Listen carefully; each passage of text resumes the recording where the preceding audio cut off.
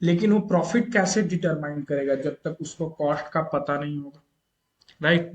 तो आपको profit determine करने के लिए सिंपल है कि you have to know the cost.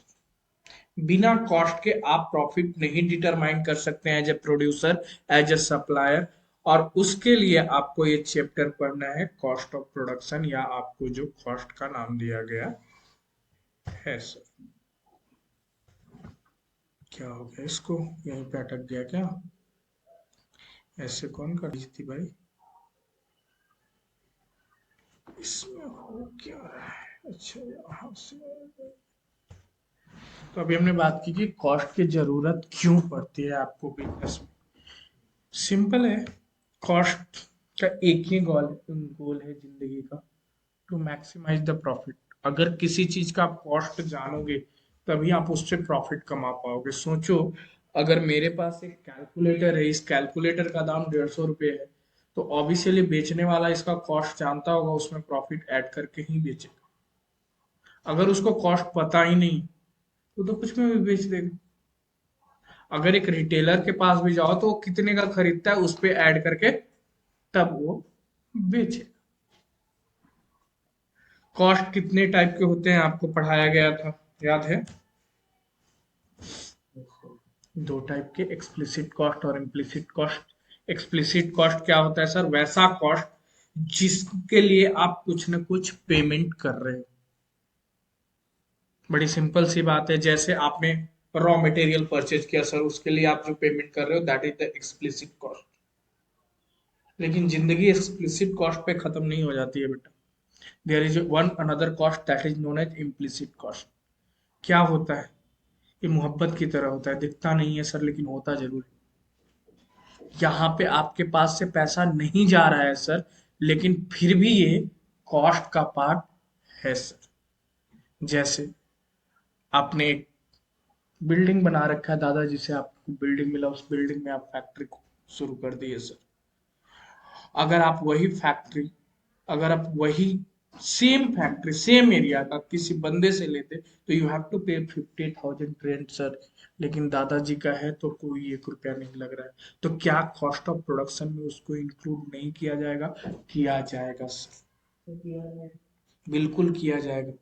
क्योंकि सिंपल है ना, आप अपनी चीजों, मैं काम कर रहा हूँ इस ऑर्गेनाइजेशन में, क्लासेस में, मैं अपनी सैलरी ना जोड़ू तो फिर इसका प्रॉफिट एंड लॉस एक्चुअल पता कैसे चलेगा? अगर मैं 2 घंटा दे रहा हूँ, मेरी भी तो सैलरी होती है, मैं इसको नहीं खोलता, मैं कहीं और इंस्टीट्यूट में पढ़ा रहा होता, वहां भी मुझे सैलरी मिलती। तो ये क्या है? ये इंस्टीट्यूट का इम्प्लिसिट कॉस्ट। मैम को मैं सैलरी पे करता हूँ, कैश का आउटफ्लो होता है, दैट इज द एक्सप्लिसिट। एकदम सिंपल सी सिचुएशन है कि अगर कोई आउटफ्लो नहीं हो रहा है, इसका मतलब ये नहीं है कि वो कॉस्ट नहीं है बेटा। हो सकता है ना, अगर मैं कहीं और पढ़ा रहा होता तो मुझे वैसे ही फैक्ट्री की बिल्डिंग अगर वो दादाजी का नहीं होता, किसी और का होता, तो यू हैव टू पे द रेंट सर। अगर आप उसको कॉस्ट में इंक्लूड नहीं करोगे तो एक्चुअल प्रॉफिट ही नहीं। आपसे लिखवाया भी गया था कि अपॉर्चुनिटी कॉस्ट होता क्या है। ऐसे जगह बैठिएगा जहां से दिख जाए, थोड़ा थोड़ा आप लोग उधर शिफ्ट हो जाइएगा। ये आज मुझे इस पे पढ़ाने का मन।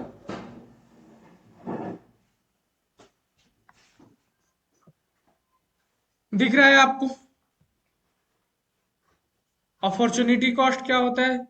सबने लिखा है sir, next best alternative for one, that is the opportunity cost, right और नो? जैसे आप 10वीं के बाद कॉमर्स ऑप्ट कर लिए सर, आप इंजीनियर भी बन सकते थे, आपको नहीं पता? आप यूपीएससी भी करने के लिए आर्ट्स ह्यूमैनिटीज भी ले सकते थे, लेकिन आपने चुना कॉमर्स सर। कॉमर्स के लिए आपने साइंस भी छोड़ा, आर्ट्स भी छोड़ा, बेस्ट कौन सा था? आपने कॉमर्स ऑप्ट किया, उसके लिए जो दो छोड़ा उसमें बेस्ट जो है that is your opportunity cost. वो किसी के हिसाब से साइंस हो सकता है, किसी के हिसाब से आर्ट होता है, क्योंकि यहाँ कोई मॉनेटरी वैल्यू नहीं है, यहाँ सब्जेक्टिव है सर। आप एक जॉब ज्वाइन किए सर, लेट सपोज दैट 60,000 का, दो और सर आपके लिए जॉब की एप्लीकेशंस थी, एक 40,000 का, एक 50,000 का सर। वो दोनों छोड़ के आप 60,000 वाला ज्वाइन किए सर। तो आपका next best alternative for one कौन सा है? 50,000 वाला सर। तो 60,000 पर मंथ जॉब का cost, opportunity cost 50,000 per month. समझना मुश्किल है इसको? और मैं एग्जांपल दे सकता हूँ आपको सर। आपको पार्टी करने का मन हुआ, आप गए, आपको मोमोज अच्छा लगता है और आपको पिज्जा अच्छा लगता है और आपको गोलगप्पे अच्छे लग सकते हैं सर। लेकिन आप एक ही चीज खाएंगे सर? नहीं, मैं तो तीनों चीज खाऊंगा। नहीं, ऐसा कुछ नहीं है। कुछ देर के लिए जूम करो कि आपको एक ही चीज खाना है। आपने पिज्जा खाया, राइट? तो अब ये जो दो अल्टरनेटिव आपने छोड़ा, उसमें से जो बेस्ट है उस पिज्जा के लिए अपॉर्चुनिटी कॉस्ट है सर। बताइए, इसमें कोई तकलीफ है आपको? तो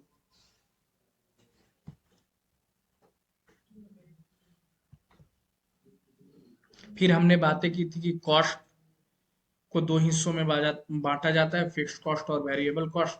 फिक्स्ड कॉस्ट वो कॉस्ट होता है बेटा जो आपका हर लेवल ऑफ आउटपुट पे इक्वल हो। मतलब आप 0 यूनिट प्रोड्यूस कर रहे हैं, 1 यूनिट प्रोड्यूस कर रहे हैं, 2 यूनिट प्रोड्यूस कर रहे हैं, 5 यूनिट प्रोड्यूस कर रहे हैं, उसका कोई फर्क उस पर नहीं पड़ना चाहिए। हाँ जी।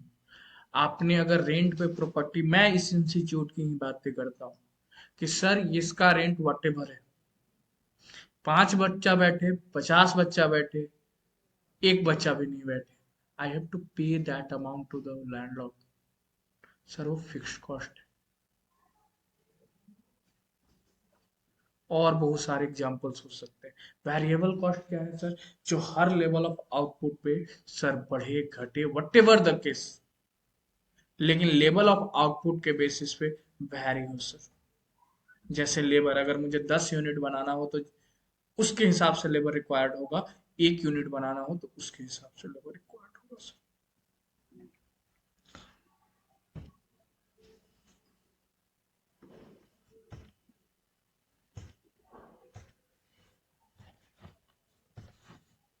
ये आप लोगों ने पढ़ रखा है, बताने की जरूरत तो है ना मुझे। टोटल कॉस्ट में तीन है, total fixed cost, variable cost. और total cost equal to total variable cost plus total fixed cost आता है। आज का टॉपिक जो अपने को पढ़ना है, जो यहाँ से शुरुआत होता है कि सर एवरेज कॉस्ट क्या होता है, एवरेज वेरिएबल कॉस्ट क्या होता है, एवरेज फिक्स कॉस्ट क्या होता है सर, उनके ग्राफ कैसे बनते हैं सर, उस ग्राफ को शो कैसे करते हैं, उसका रिलेशनशिप क्या है, ये सारा का सारा आज मुझे आपको पढ़ाना है। एवरेज कॉस्ट से क्या समझते हो? कुछ तो समझते होगे। हम्म? कुछ तो जिंदगी में। अच्छा, एक टॉपिक और है, टीसी, टीएफसी और टीवीसी का रिलेशनशिप, हम लोग आखिरी में पढ़ेंगे। एवरेज कॉस्ट से क्या समझते हो? अकाउंट में भी एवरेज सुना होगा, इकोनॉमिक्स में भी सुना होगा। What do you mean by average? School वाले भी कहते होंगे तुम एवरेज स्टूडेंट हो, बिलो द एवरेज हो, एबव द एवरेज हो। क्या होता है एवरेज?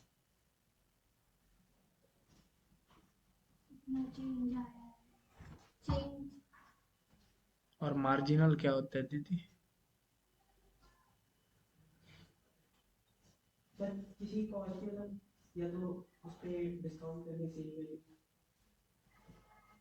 मेरे प्यारे मोहन, जिंदगी में जहां भी एवरेज दिखे उसका मतलब सीधा है, एकदम सीधा है। जितना टोटल प्रोडक्शन है और जितना टोटल यूनिट है, दोनों को डिवाइड कर दो, you will get the average. खत्म। डेफिनेशन किताबों में पढ़ लो। एवरेज का मतलब बड़ी सिंपल है कि whatever the production you are getting sir ji, उसको आप डिवाइड करो नंबर ऑफ यूनिट से। अब इससे डेरिवेशन क्या होता है, इससे डेराइव क्या होता है सर, इस फॉर्मूले से ही आपका डिफिनेशन की डेरिवेशन है सर। एवरेज मीन्स, दीदी ने पूछा कि सर डिफिनेशन बताओ एवरेज की, ये तो आपने हमें फॉर्मूला चिपका दी, हम इसके लिए फीस नहीं देते, हम डिफिनेशन के लिए आपको फीस देते हैं। देखो एवरेज का मतलब ये है कि माइट भी तुम्हारे जिंदगी में अप्स एंड डाउन्स होते रहते हैं। पहले दिन तुम 8 घंटे पढ़े, दूसरे दिन तुम 6 घंटे पढ़े, चौथे दिन 12 घंटे पढ़ लिए, 5वें घंटे 13 दिन पढ़ लिए, राइट।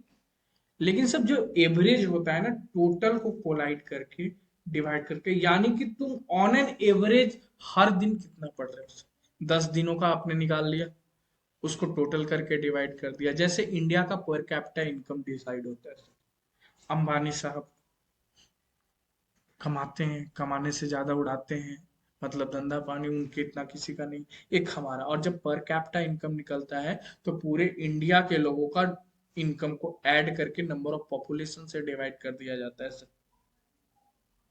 और उसी को हम पर कैपिटा, यानी हम क्या डिफाइन करते हैं कि इंडिया में एक लोगों का इतना इनकम है sir. Same concept with the averages. मतलब सिंपल है कि आप पर यूनिट पे क्या प्रोडक्शन कर रहे हो on the basis of on an average, that is known by average. अगर आपने 10 यूनिट बनाया है, 10 यूनिट बनाने में आप हर यूनिट के लिए डिफरेंट डिफरेंट टाइम ले रहे हैं सर, तो आदमी पूछेगा ना कि ऑन एन एवरेज एक यूनिट बनाने के लिए कितना टाइम लगा आप, तो उसके लिए आप total time taken by total unit produce कर देंगे, you will get the average time sir. तो एवरेज आपको ये बताता है कि lump sum what ever you have spend on a single unit sir, चाहे वो पर कैपिटा में हो कि लमसम सर एक इंसान का कितना इनकम है सर, चाहे वो एवरेज कॉस्ट पे हो कि लमसम सर एक यूनिट बनाने का कॉस्ट मेरे को क्या लग रहा है।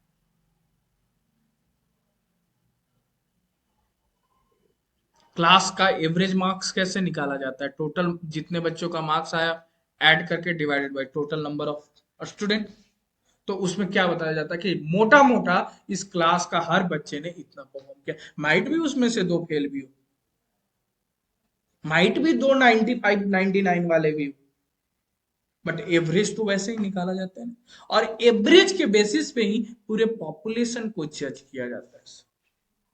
तो तुम्हारी जिंदगी में एवरेज का बहुत ज्यादा रोल।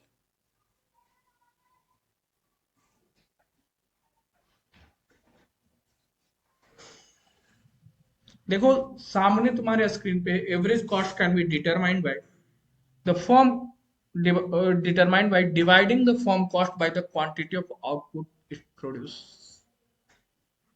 जितना कॉस्ट लगा है सर एक प्रोडक्ट को बनाने में, और उसमें आप जितना आउटपुट प्रोड्यूस कर रहे हैं सर, आप दोनों डिवाइड कर देंगे, you will get the average cost.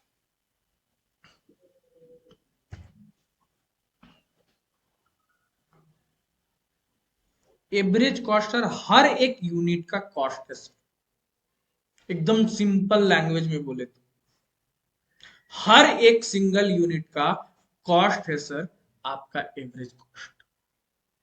अब इसका मतलब नहीं कि ये ही होगा सर, क्यों, क्योंकि आपने अलग अलग यूनिट में ज्यादा कम खर्चा किया है, हम टोटल को डिवाइड कर रहे हैं उससे, और हम आपको ऑन एन एवरेज बता रहे हैं कि इस यूनिट पे इतना कॉस्ट लगेगा। और क्या हो सकता है सर,